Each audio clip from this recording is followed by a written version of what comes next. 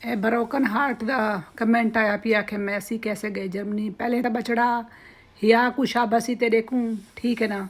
Jerry ता Germany दी अपने जरा देख लिखा तो स्पैलिंग ही गलत लिखी पी, ठीक है ना। जी नल होंदा जर्मनी, जे नल नहीं होंदा। बछड़ा तू है ना जेरे स्कूल वेंदा हमें तो रात बच्ची देखे ना टुर वेंदा हमें स्कूल च भज के ते पिछू चाचा ते को गुलेंदा रहा है वा ते को नाप के घिना हैं, ठीक है ना। ते को चंगा ते को डांगा नल सोटा नल ते को पोनियां हैं चंगियां तह वेले अगर ची देखे ना वने हा ना ते बह के ते स्कूल पढ़िया तक जर्मनी दी स्पैलिंग ठीक लिखियां, ठीक है ना।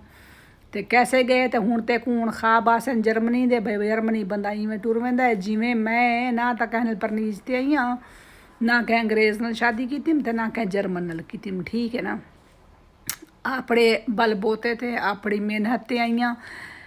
यूके दी मेरी पढ़ाई है, बेहर मुल्क पढ़ती रही हाँ। वत जर्मनी ते नौकरी अप्लाई की, मिथू दी जबान सीखी जिमें ते इत्था हूँ अंग्रेजी ते जर्मन दी प्रोफैसर हाँ मैं, ठीक है ना। तुसा मैं को मैं सराइकी रही तुसा बह के था दे अम्मा असी इवें जड़वलियां मरेंदी बैठी ही ते सराइकी जबान को किश आंदी उसी जिमें मैं अपनी जबान को ते ना प्राउड फील करनी हाँ क्योंकि सराइकी आंदी धूड़ है। मैं अपनी ज़बान को जिंदा रखी वधी हाँ तो उहें कला में को अंग्रेज़ी द प्रोफैसर है मैं इतना तक में को अंग्रेज़ी बोलेंदा कोई देख गिन तो कोई मनेसी नहीं कि मैं अंग्रेज़ खाना या मैं जर्मन खाना, ठीक है ना। तो अपनी ज़बान जरी है ना वो जिंदा रखना चाहिए। तो यही वास्ते बात मैं जरी है ना गाल करें सराइकी च ते तुसां सराइकी दी वजह तू ना मैं को जरा अंडर एस्टिमेट न किया करो ते होला ना गिदा करो, ठीक है ना। मासी चंगी बरी बारी बला है था जर्मनी कब दे खड़े होंगे मासी को, ठीक है ना।